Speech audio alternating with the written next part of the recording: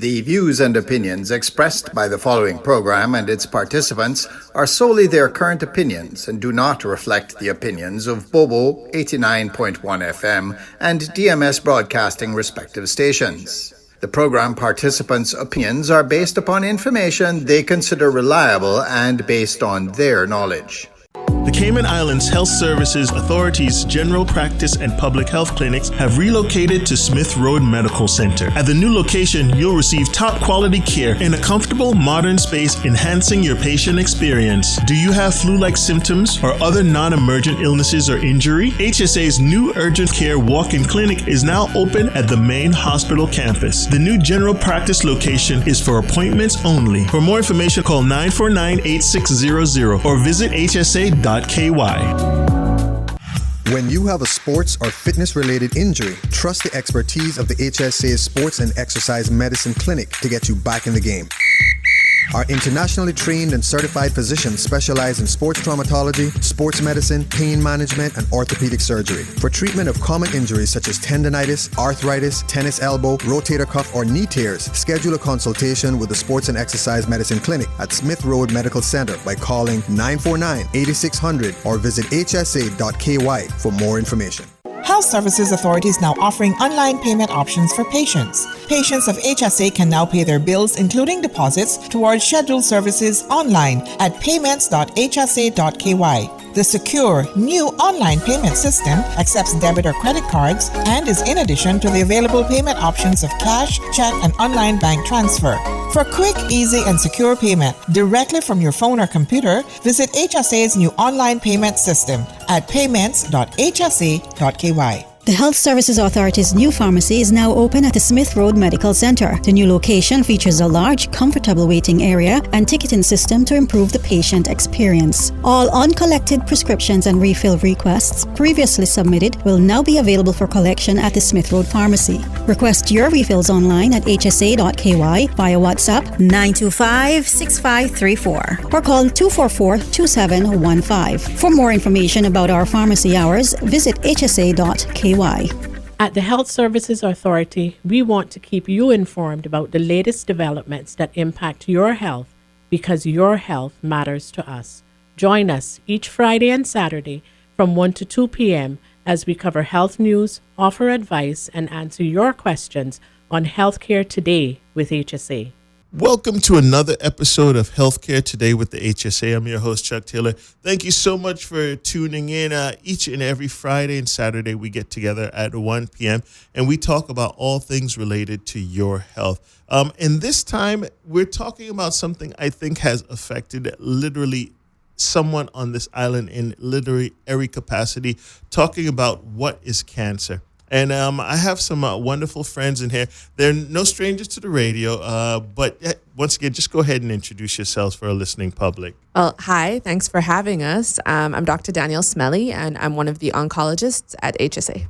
My name's Amanda Nicholson, and I am the cancer registrar at the HSA. So let's just get started. If I've, been under a rock and I've never heard the term cancer, what is cancer? And I know it's a large generic, but tell me what is cancer and how it breaks down, especially to our island. So I like to define cancer as an abnormal growth that's capable of invading the body and spreading to other organs and causing those organs to malfunction. And if enough of your organs malfunction, well, we know what happens. But that's essentially it. It's an abnormal growth that has the ability to invade and to spread in the body.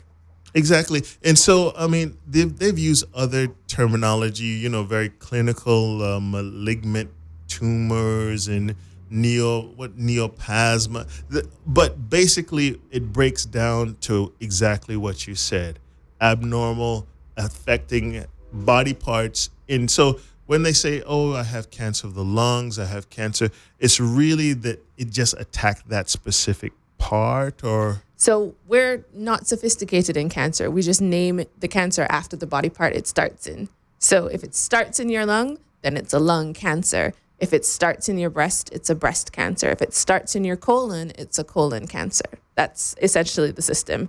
But the mechanisms are still the same, where there is abnormal growth, invasion, and the ability to spread to other body parts and cause those organs to malfunction. Exactly. So when people start talking about bloodstream lymphomic systems, it's really because it started to take I want to say significant toll on those types of, but it started in one specific area. So blood cancers are a little bit different. They're a little special and a little fancy.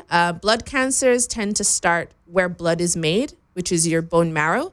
And so because they have such easy access to your blood vessels, they're kind of everywhere all at once. And they're a little bit different from the sort of traditional cancers like breast and colon. Lymphomas are also a little bit different because your lymph nodes are everywhere in your body and they're all connected.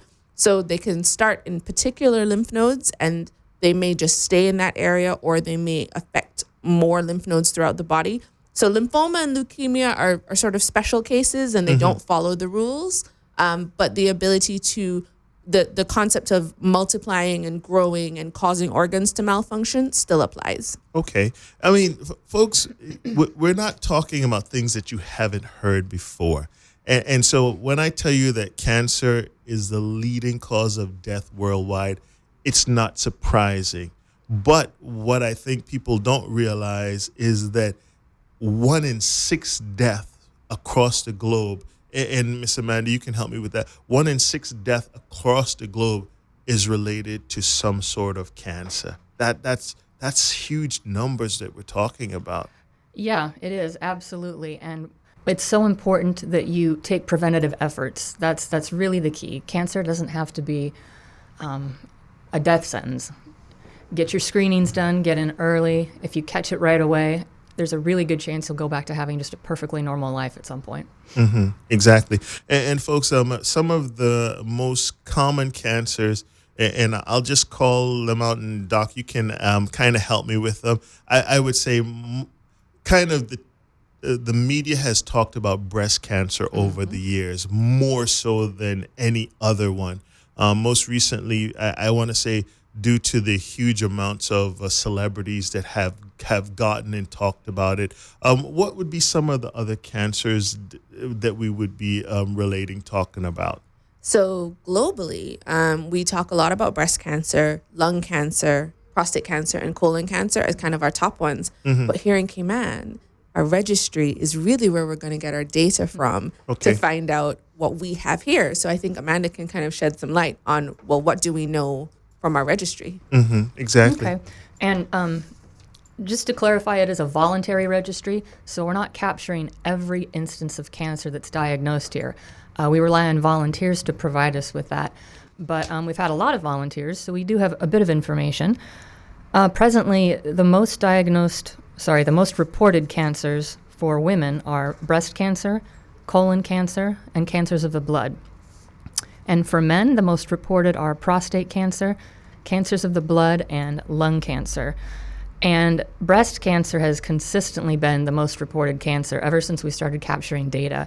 I think it accounts for about 1/3 of reported cases. Okay. And do you find, and this has always been just a thought, being in the Caribbean, and do you find that more women are more ample to come out and talk about a cancer that they have versus a male, especially a West Indian male, at that point involved, because the information is voluntary and correct. So they have to give it to you. It's not like you can just get it from wherever. No, we need their physical signature on a form before we can use the data for analysis. But you are spot on about more females registering. We've got about 65% of our registrants are female, and I think you're right. I think that for whatever reason, women just seem to be a little bit more willing to share that sort of information. And folks, and as the doc said, prostate cancer is definitely on the rise. And when I say on the rise, being reported more, because it's always been there, but now we're actually starting to get some numbers. People are actually starting to have that conversation saying, hey, you really need to go get screened. You need to take a look at, because being West Indian myself, I've grown up with several family members who, if you ask them if they had, seen a doctor, they'll tell you it's been years. I'm not in any pain. Why would I? And this is, folks, bear with me.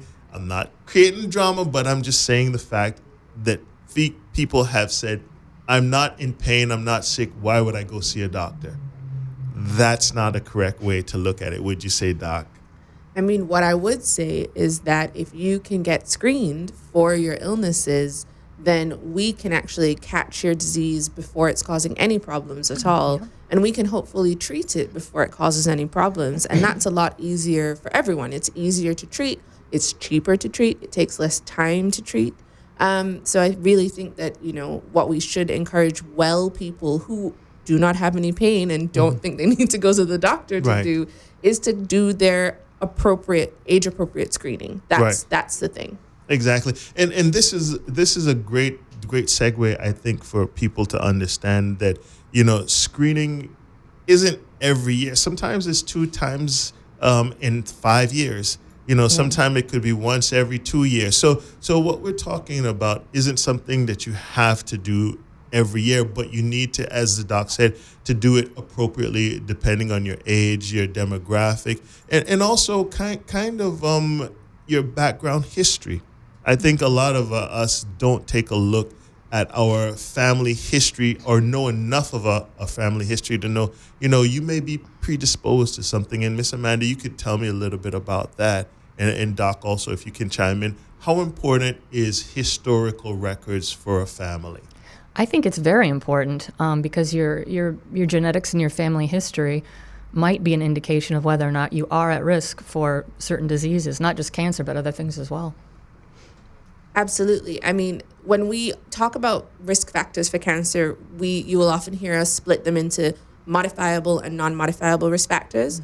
So non-modifiable are things you can't do anything about. You will get older, and getting older is a risk factor. You have a family history that you cannot change, and that's going to be a risk factor because that influences your genetics, which ultimately you can't change. So you need to know, what are the things that I can't control, and therefore, how are they going to put me at risk? And what else can I do to modify that risk in my life in terms of the choices I make with my diet, my alcohol intake, my choice to smoke or not smoke. Don't smoke, guys. Nobody smoke. No. We don't advocate smoking. We're going to talk about that in just a moment. But that's exactly what knowing your family history is about. It's about figuring out where you fall on the spectrum of risk so that you know what steps to take to lower the chance that you'll get cancer. Okay. I think this is a good time for us to take our first break. You're listening to Healthcare Today with the HSA. I'm your host, Chuck Taylor, and we're talking, I didn't really allude to it, but we're talking about World Cancer Day. We're going to talk about the actual day and leading up to it right here. This is Bobo 89.1 FM. We'll be right back. The Cayman Islands Health Services Authority's general practice and public health clinics have relocated to Smith Road Medical Center. At the new location, you'll receive top quality care in a comfortable, modern space, enhancing your patient experience. Do you have flu-like symptoms or other non-emergent illnesses or injury? HSA's new urgent care walk-in clinic is now open at the main hospital campus. The new general practice location is for appointments only. For more information, call 949-8600 or visit hsa.ky. When you have a sports or fitness-related injury, trust the expertise of the HSA Sports and Exercise Medicine Clinic to get you back in the game. Our internationally trained and certified physicians specialize in sports traumatology, sports medicine, pain management, and orthopedic surgery. For treatment of common injuries such as tendonitis, arthritis, tennis elbow, rotator cuff, or knee tears, schedule a consultation with the Sports and Exercise Medicine Clinic at Smith Road Medical Center by calling 949-8600 or visit hsa.ky for more information. Now back to Healthcare Today with HSA and our host, Chuck Taylor. And we are back, folks. Welcome to Healthcare Today with the HSA. I'm your host, Chuck Taylor. And each and every Friday and Saturday at 1 p.m., we get together and talk about all things related to your health. And I have to tell you, as we enter into the month of February, there's a big special day that's coming up that we really need to take, I want to say, a look at it, because it's about not just the day, but it's about living the whole year with it. But you have to pick a day, so we're going to talk about that. But Dr. Smellie just had mentioned about one thing I think that we really need to take a massive look at within our region when it comes to cancer is the body use. And when I say the body use, we're talking about what you put into it, what you take out of it. And also, folks, and I hate to say this, don't smoke.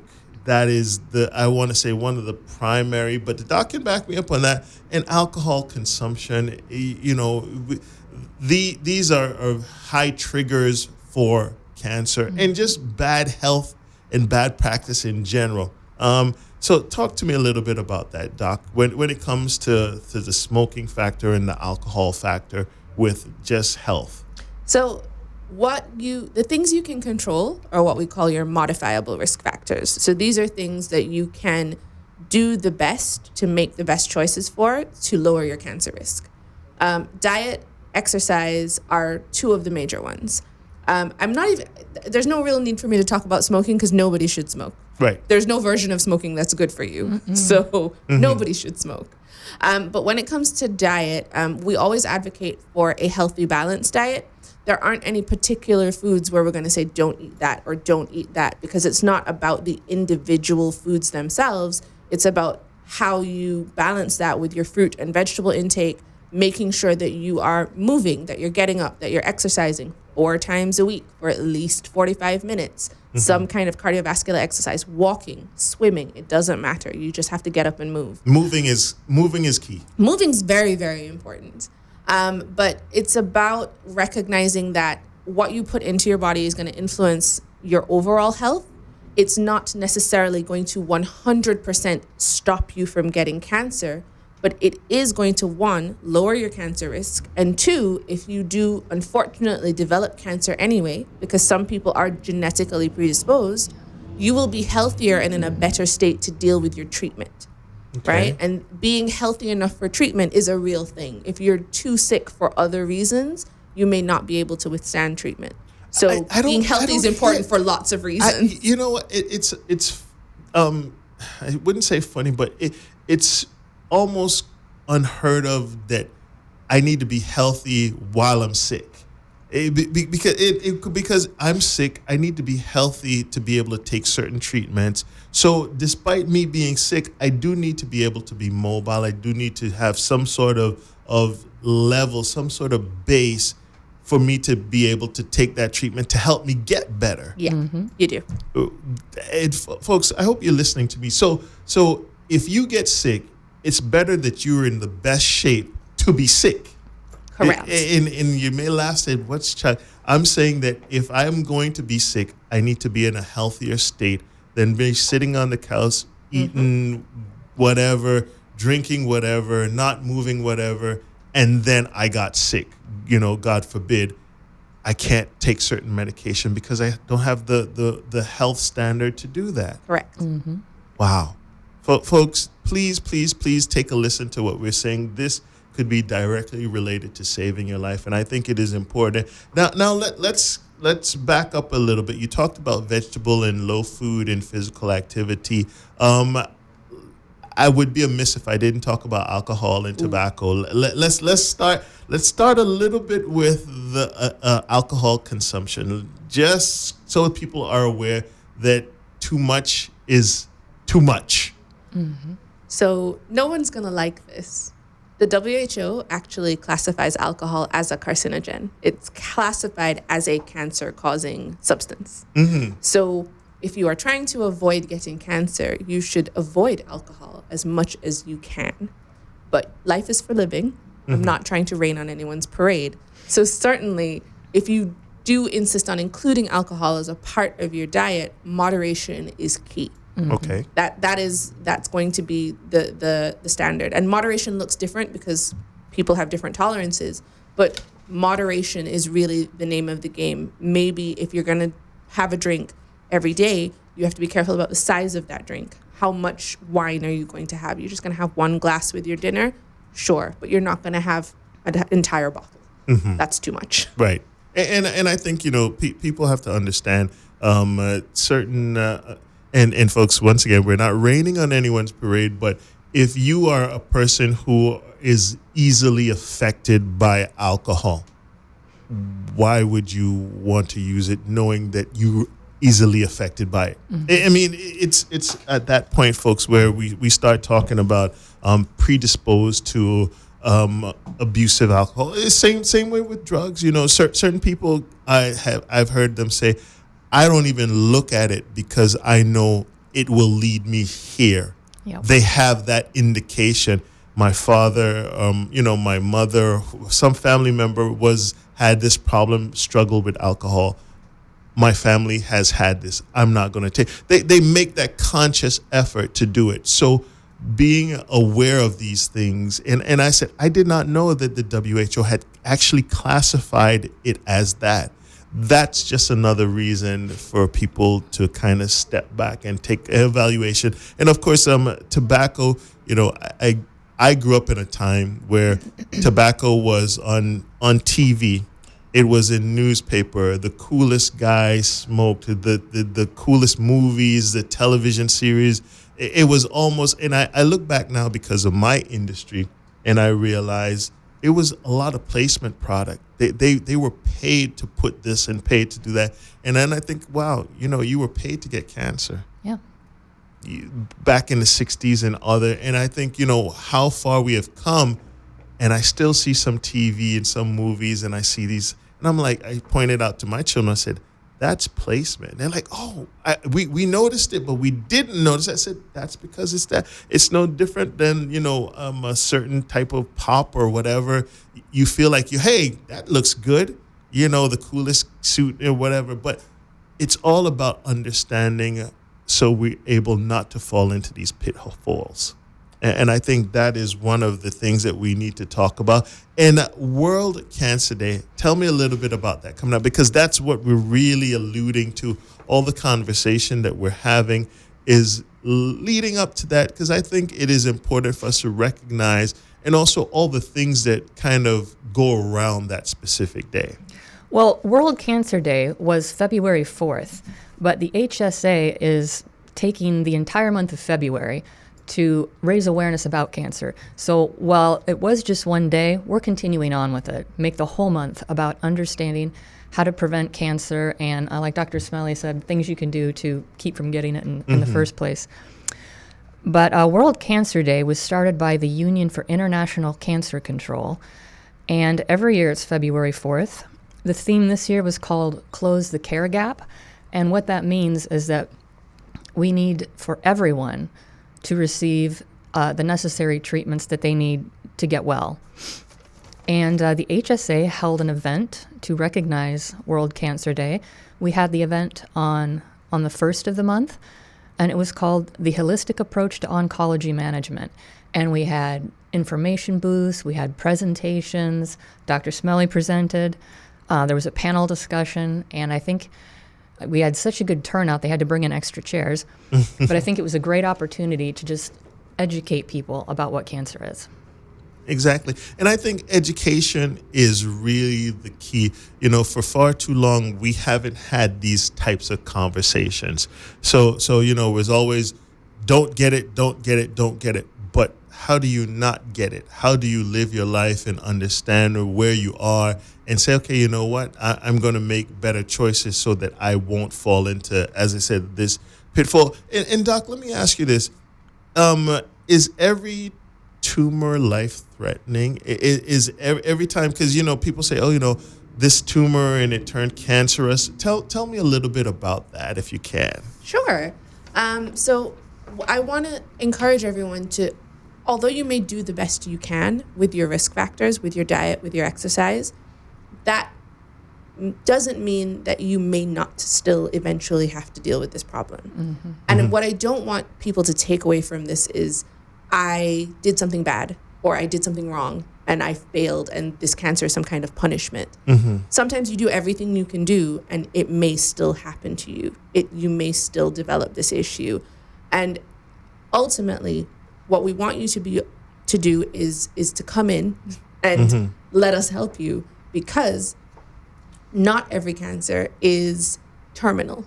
Not every cancer is a death sentence. There's a lot of treatment that we can offer, particularly if we catch your cancer early.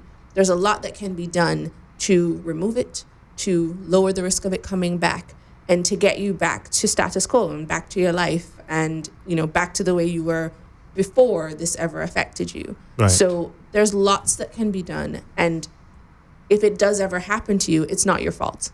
So just know that the resources are there to help you get better. I think that's really important that you say they need to understand it's not their fault. It's not. Because when I speak with cancer survivors, so many times I get the impression they're sort of embarrassed. And there's nothing to be embarrassed or ashamed about. You know, if you had a heart attack or something, you probably wouldn't be embarrassed or feel like you were a bad person. But cancer's got this weird stigma about it. I know. And I think that is the reason why we need to have these conversations. People, you know, before it was almost a nasty word to say cancer. Yeah. You know, I try to I talked to my children and I said, you know what, coming up, cancer we never say cancer, it was the big K or say it was all these weird acronyms for something that most of the world was talking about. Yeah. You know, and having real conversations about what it is, how to treatment, you know, what does that treatment consist of? What is benign? What is malignant? You know, so people, as you have these talks, they become more educated and not afraid of it to say, hey, if I did get it, I'm not going to sit down and let it consume me or think I did something wrong, you know, and not bringing religion into it, like God punished me for this or, you know, the family willed this to me and, you know, I was a bad, evil person. No, it has nothing to do with anything of that nature. And I think the mental part of it, that mental anguish helps with that spiral, because people always say, you know, if you think that you are sick and you'll never get better. You know, you don't want to go see the doctor. You don't want to, because you're thinking in your mind that I don't want to do this. I'm just going to let my life no, we got to take responsibility for it. And honestly, be happy that we're continuing with our medicine treatments, because today the world of medicine is so fascinating. We are in leaps and bounds beyond what it was, you know, just a few years ago. So life expectancy has turned on a positive swing once it's caught in time, once it's treated, and once you understand how to continue living with it. And I know I'm getting off on a little tirade, but talk to me about the tumor situation, Doc. We started on that, about malignant, what benign is, and in precancerous, is it? Okay, so I'm going to use breast cancer as an example, because I think breast cancer is a good representation of something that has very sort of clear phases.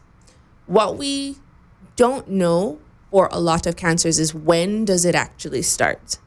And so there are a lot of conditions that we can't screen for because we don't know what it looks like before it actually becomes invasive. Breast cancer is a good example of a condition that has a very clear precancerous form.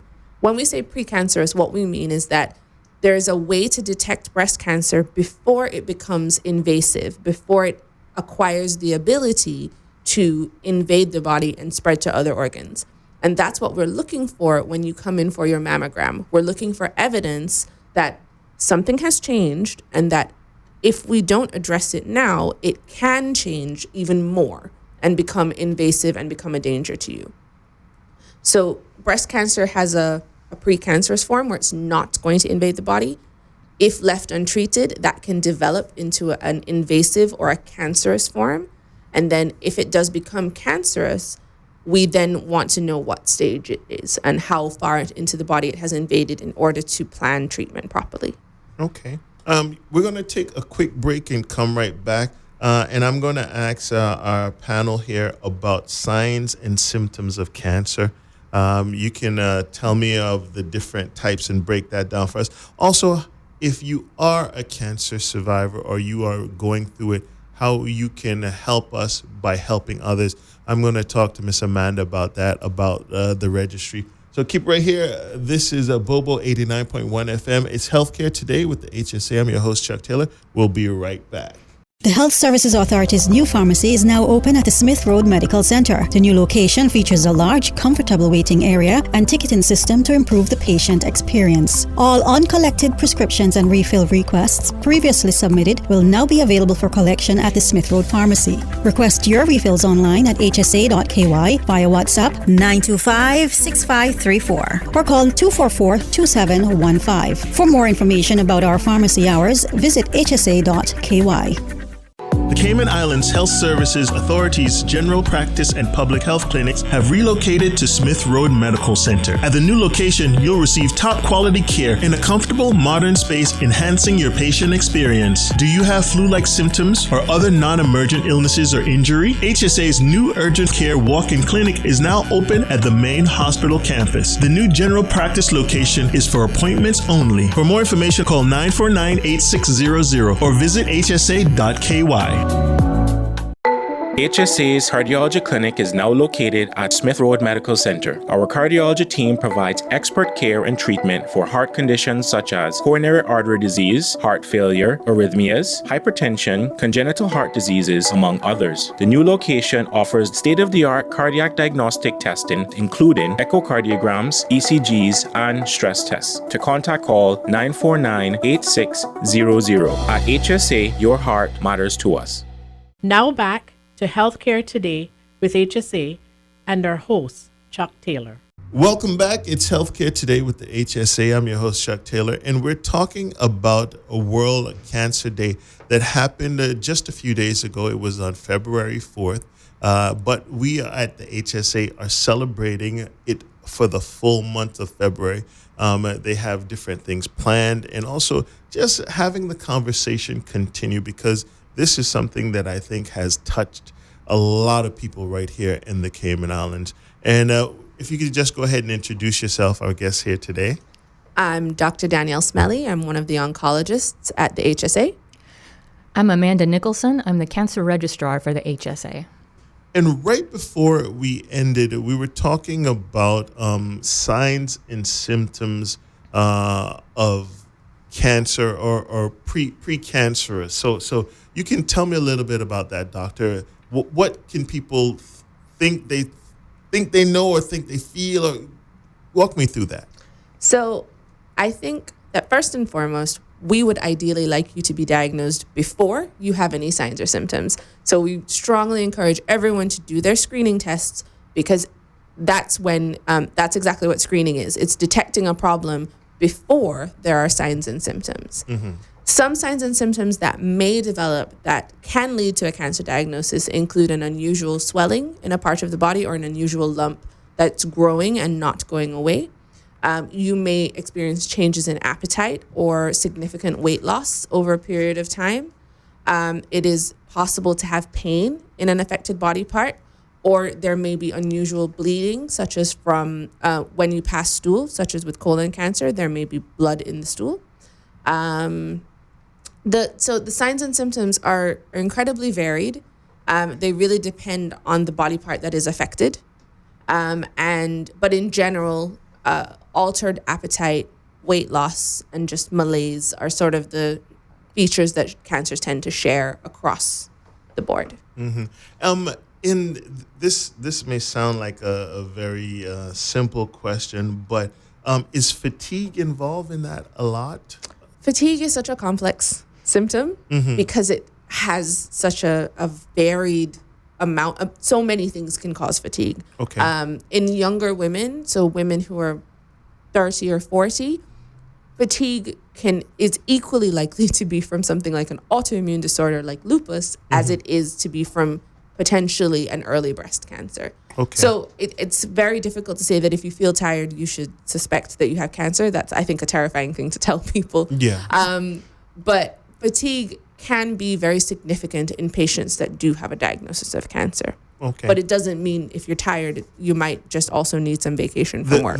Yeah, I was just about to say that. Rule of thumb is always, I mean, and people may laugh, there should be 3 people that you should have outside of your mom, dad, your priest, all of that stuff. You should have a good doctor that you can rely on to have a conversation with all the time about things like this. Something that there may be a reason, there may not be a reason, but at least you're having that conversation in early mode. It could be, hey, you're not sleeping good. Why are you not sleeping good? Could be work related, could be stress related. If they do the blood work and they see something, then you start the process of figuring out. It's almost like a detective. You have to start to know what you're looking for. But if you don't know what you're looking for, at least have some pertinent questions that they can answer and go from that.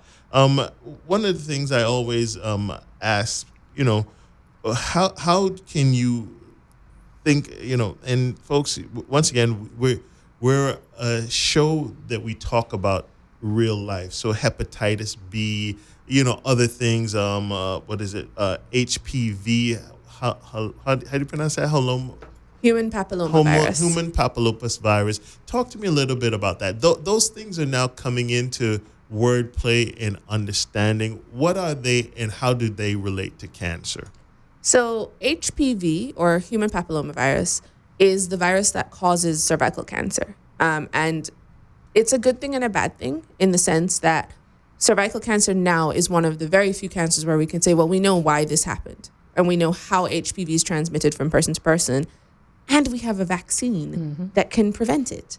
We have a vaccine that can help the body get rid of HPV so that it does not stick around long enough to generate a cancer. And HPV is not only associated with cervical cancer, it can be associated with other types of cancer that affect both men and women. So vaccination across the board is actually a really positive thing because it can reduce HPV levels in a community and therefore reduce the incidence of cancer. See, and that's strange because when I and once again, a little information can be dangerous, so try to get the full understanding of it. I thought it was only female-related HPV. I didn't know that it was also for both sexes based off of that. Oh, absolutely. There are absolutely male cancers that can be associated with HPV. And so, but also, or rather I should say, but also, women don't get HPV from the supermarket. Right. They get it from men. Right, exactly. So that sexual contact is what helps the HPV spread throughout a community. So if everyone is vaccinated, then it reduces the ability of HPV to be able to move from person to person. Exactly. So you protect your women. It's not a traveling, right. You can kind of reduce it by kind of herd contact. Correct. By reducing exactly it that what way. we were talking about with COVID. It's about protecting everybody. So if everyone gets vaccinated, then everyone gets protected, which is great. Excellent. And speaking about everyone, Miss Amanda, let me just turn the table a little bit and talk about if someone is listening out there and they have walked this walk, been through this journey, and they want to help someone else or even help because folks, when we talk about the registry, this is key for public consultation. This is key for knowing how much medicine we need. It's key in helping policy right here in the Cayman Islands. Tell me a little bit about that. Well, the goal of the Cancer Registry is to better understand what cancer trends look like in the Cayman Islands. You need a basis of information, just basic information, if you're going to plan for cancer prevention and cancer management efforts. And at the Cancer Registry, anyone who wants to volunteer, they're providing that information. They're helping us do everything possible to beat this disease. And the information that we gather is really simple stuff. You don't need to get your medical record or anything like that. It's mostly demographic. It only takes a couple of minutes to register. And it's important to note that it is confidential. No one outside of the registry ever sees the information. And if any cancer survivors who are listening want more information, or if they want to go ahead and register, they can contact me at 244-2560. There are also data collection forms to look at or print off on the HSA's website, Breast Cancer Foundation's website, and the Cancer Society's website. And this is something that is updated, or how does it work? Once you put the information in, where does it go? That's a good question. Once we have the data collection form filled out, the information is entered into a database, which was actually designed by the World Health Organization, specifically for storing cancer surveillance data. And when we put the information in, we don't use the registrant's name. They're automatically assigned an 8-digit code number. 8 digits, wow. Yeah. Okay. But most of the information that goes in coded. And I'm the only one that has access to it. It would take 3 different passwords to access the information. And if you did access it, you're probably not going to understand what you're looking at unless you... Anyway, it's confidential. Right. We It's keep it confidential. safe. Yeah. Yes, exactly. And that's really good to know because, a lot of people are always, in this date and age when data is, kind of king with it. People, they're very, I would say, fearful of it leaking out there. Absolutely. This is double, triple, quadruple protection. It's a lot of tiers of security so that this information stays where it stays and does what it's supposed to do. Yes, and when we provide information to medical professionals or researchers, obviously we're not giving the registrants names. It's aggregate data. We'll say something like 35% of our registrants had breast cancer, or 18% of males had prostate cancer. But we're not giving identifiable data, yeah. Exactly. And I think that is good to know. And also it reassures the public. I want to make sure that, that they understand that this is helping our community. This is helping policy. This is helping with, I don't want to sound crass, but this is helping knowing how much buildings that we need to house people that may have cancer that need to help. So we need to be mindful of this, that this is a building process and very numerical in its contingency to help us right here in the Cayman Islands. We're going to take another quick break and come right back. And when we come back, we will talk about cancer staging and also how the HSA is managing and what they're planning to do in the future. We'll talk about that coming up in just a little bit. This is Healthcare Today with the HSA. I'm your host, Chuck Taylor. We're going to take 2 minutes and be right back. Health Services Authority is now offering online payment options for patients. Patients of HSA can now pay their bills, including deposits, towards scheduled services online at payments.hsa.ky. The secure, new online payment system accepts debit or credit cards and is in addition to the available payment options of cash, check, and online bank transfer. For quick, easy, and secure payment directly from your phone or computer, visit HSA's new online payment system at payments.hsa.ky. When you have a sports or fitness-related injury, trust the expertise of the HSA Sports and Exercise Medicine Clinic to get you back in the game. Our internationally trained and certified physicians specialize in sports traumatology, sports medicine, pain management, and orthopedic surgery. For treatment of common injuries such as tendonitis, arthritis, tennis elbow, rotator cuff, or knee tears, schedule a consultation with the Sports and Exercise Medicine Clinic at Smith Road Medical Center by calling 949-8600 or visit hsa.ky for more information. The Health Services Authority's new pharmacy is now open at the Smith Road Medical Center. The new location features a large, comfortable waiting area and ticketing system to improve the patient experience. All uncollected prescriptions and refill requests previously submitted will now be available for collection at the Smith Road Pharmacy. Request your refills online at hsa.ky via WhatsApp 925-6534 or call 244-2715. For more information about our pharmacy hours, visit hsa.ky.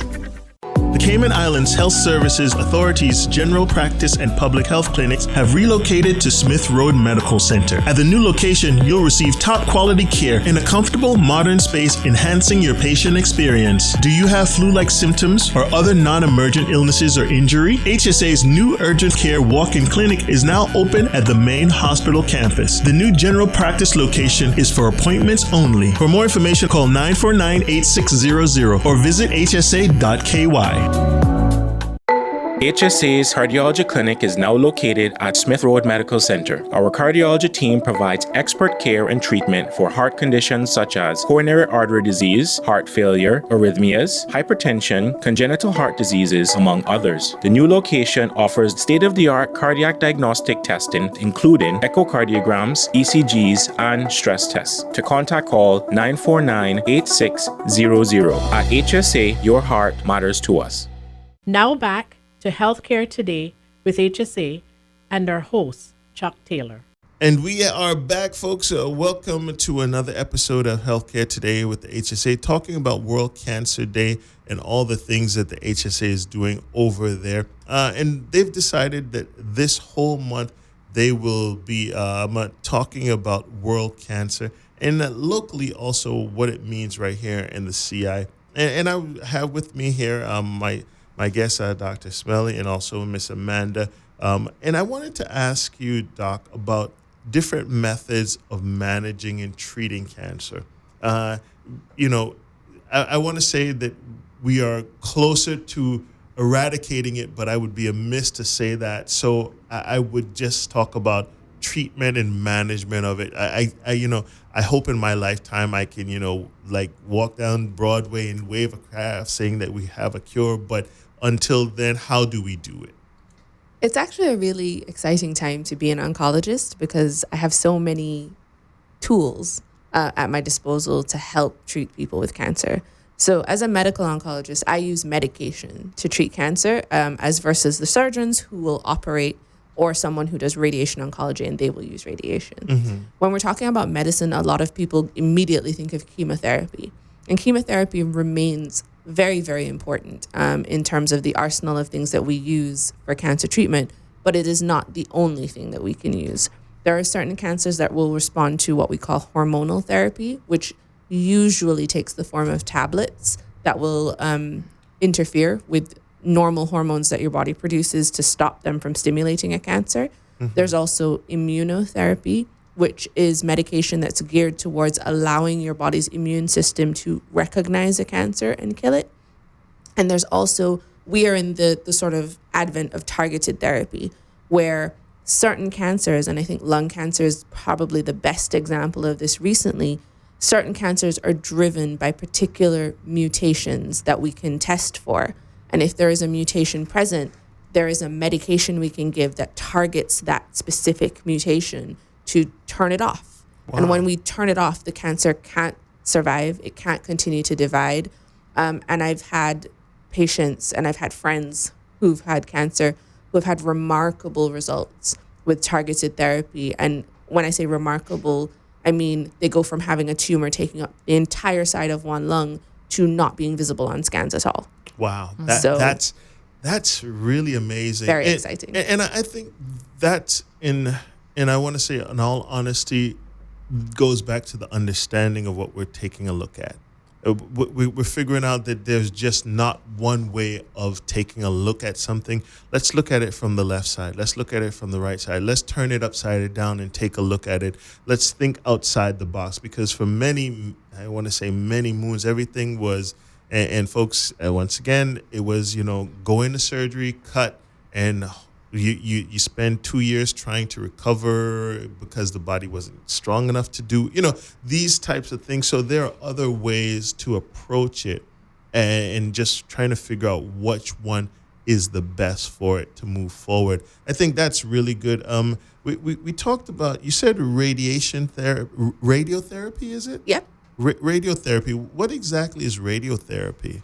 So radiotherapy uses special machines that are capable of generating particular frequencies of energy. Mm-hmm. I guess is how I would explain radiation. Mm-hmm. But essentially, it's energy at a particular frequency targeted to the area where the cancer is, with the goal of killing those cells. Oh, okay. I mean, most of us has heard of chemotherapy at some point in time.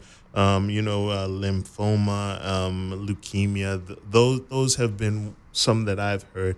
They have, in the U.S., they have full hospitals dedicated to that stuff that they've talked about. You said immunotherapy also? Immunotherapy, yep. So your immune system knows you have cancer. Your body's not doing nothing. Just because there is a lump there that we can see on a CT scan or that we might be able to feel when we examine you doesn't mean your body has not started trying to deal with the problem. And your immune system tries its best to fight the cancer. It tries its best to get rid of those abnormal cells because your immune system knows that these cells mean you harm. But cancers are smart, and cancers are capable of making chemicals that stop your immune system from working effectively. And so when you look at it under the microscope, you can actually see your immune system cells in the mix with the cancer cells, but they're kind of stuck and they're not able to actually kill the cancer cells that are in front of them. So what immunotherapy does is it blocks the chemicals that the cancer produces. It blocks them and allows your immune system to actually have a full response and kill those cancer cells. So immunotherapy is really exciting. Wow. And it's been working for diseases that are traditionally not very responsive to chemotherapy. So things like melanoma or relapsed leukemia. Immunotherapy has come in and we've gotten just incredible results using it. Wow. The science of it sounds exciting, but at the end of the day, folks, we're really talking about life here. We're talking about people, you know, who have in the past, and I'm not saying crass, but in the past, they were given days or time. You know, when I say time, you get your affairs in order types of conversation. We don't give into that very much anymore. There's treatment, there's hope, there's an understanding that something can be done on the positive side. You just have to catch it early, and that's why I think screening is so important. Survivorship.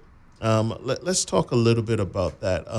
When we focus on survivorship, not only giving information for the registry is that, but talk to me about health and just the psychology about it, Doc. So more and more, we like to emphasize that our approach to cancer is a holistic one. Yeah. Our goal is not just to give you medication and send you on your way. Our goal is to return you to your family, return you to your loved ones, and return you to your life, not just better because you got medication, but feeling like you have been adequately supported throughout your journey with cancer. So you don't just see us when you come to HSA, you don't just see the oncologists, you will see the psychologist, you'll see the nutritionist, your radiation doctors and, your radiologists and your surgeons and myself and the nurses, we all collaborate together. Our pharmacist is very, very active and a participant in your care. And we also partner very frequently with the palliative care team over at Jasmine. And they are very, very important at providing quality of life. They are very, very important for our symptom management. And they play a really essential role in not just helping people get from the beginning to the end of their treatment, but maintaining their quality of life while they do. And so we're really grateful for them and the support that they give us and they give to our patients, because I can give you medication, but if that medication makes you feel sick, then that's where the team at Jasmine kind of come in and go, okay, well, we can help with the nausea. We can help with, the numbness that you're having to your fingers. We can help with the fact that you're not sleeping well.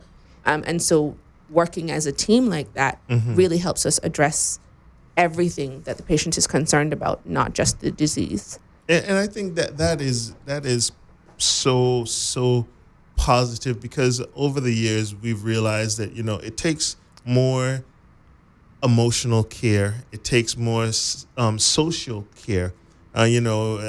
Just having the backup. Sometimes people may not have a network that they can rely on.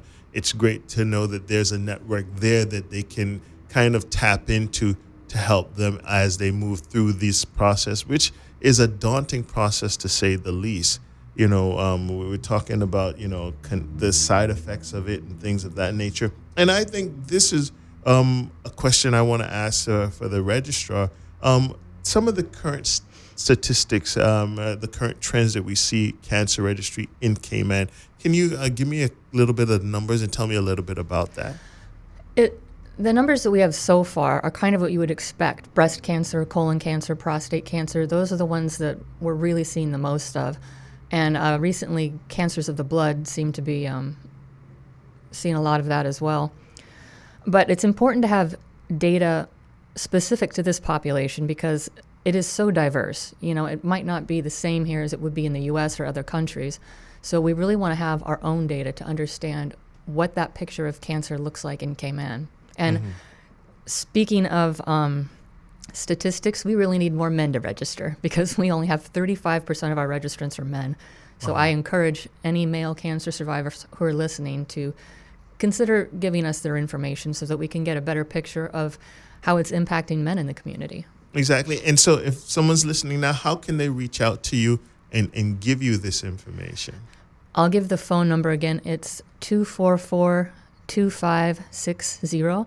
But if you go on the HSA's website, all of my contact information is on there, as well as the data collection form that we'll ask them to fill out. Okay. And it's literally less than 5 minutes for you. Just real simple information. But it gets the information to the right source. Mm-hmm. And I think that is the key right there, because, a lot of us are very quietly going through treatment, and we're if the family knows, then that's about it. We don't reach out to other people in the community who have walked this walk. And the great thing, I think, is that when we talk to people such as yourself, who has helped so many others, we have a better understanding of, hey, there's a support group here for this.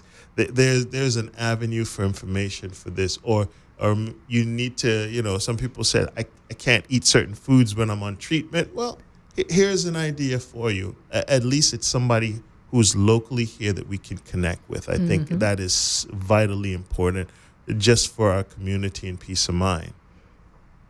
As we roll through, before we take our next break and start wrapping up, what is the HSA doing for World Cancer Day and continuing throughout the month? We had an event on February 1st at the Westin. I mentioned that a little bit earlier. But going forward, I think we're just going to promote cancer awareness.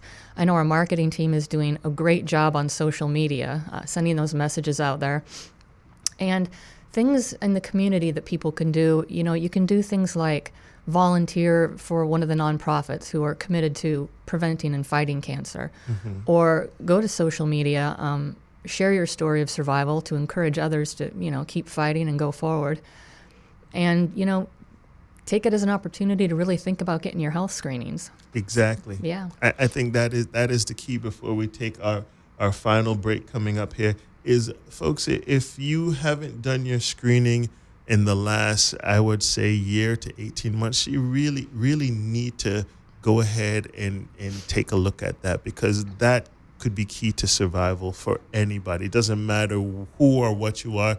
You need to know what your baseline is so that you are able to react to anything that may come your way. I think that's a great way of putting it. We're going to take a quick break and come back, and I'll allow the ladies some wrap-up time. You're listening to Healthcare Today with the HSA. I'm your host, Chuck Taylor. We're going to be right back.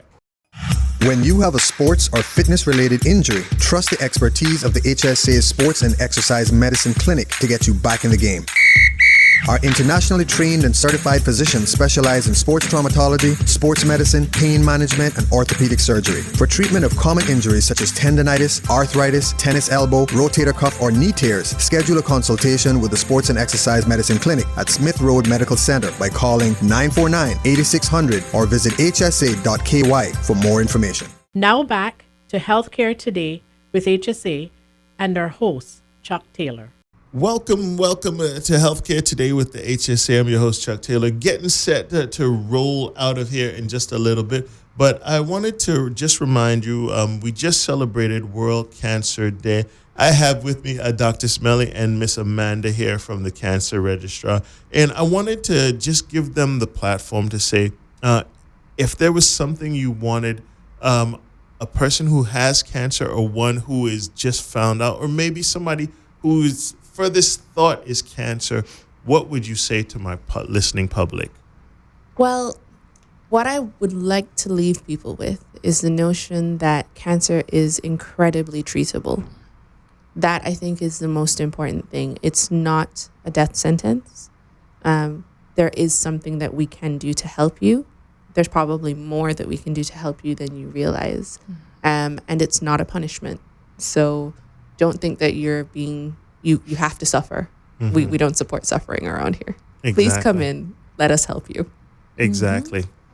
And for any cancer survivors listening, I'm always happy to speak with you if you're thinking about registering, or if you just want to learn more and get some information. But anytime a survivor provides us with information, it's getting us a little bit closer to being able to improve prevention and management efforts for this disease. And I should probably also specify that when we refer to a cancer survivor, we don't just mean someone who has beat the disease and no longer has it. If you have cancer or have had it and you're still alive, you're a survivor and you're eligible to register. Exactly. I think that is the key. Folks, please, please, please take care of yourself each and every time we get together. I remind you about that. And also, if you know someone who is a survivor who may not be listening to here, have a conversation with them. Tell them about what we talked about today. And I think most people under the right idea of what it is that we do here will be more than willing to come on board and help. And also reach out to any nonprofits. You know, they're a great source of information, a wealth of health, and also a peace of mind. You know, it's great to be social, and you will meet a friend, guaranteed. Thank you, ladies, so much for stopping by here. Thank you for having us. Thank you so much. Keep it right here. This is Healthcare Today with the HSA. Don't forget, you can tune in each and every Friday at 1 p.m. and Saturday, the rebroadcast at 1 p.m. right here on Bobo 89.1 FM. Take care and be good to yourself and have a good weekend.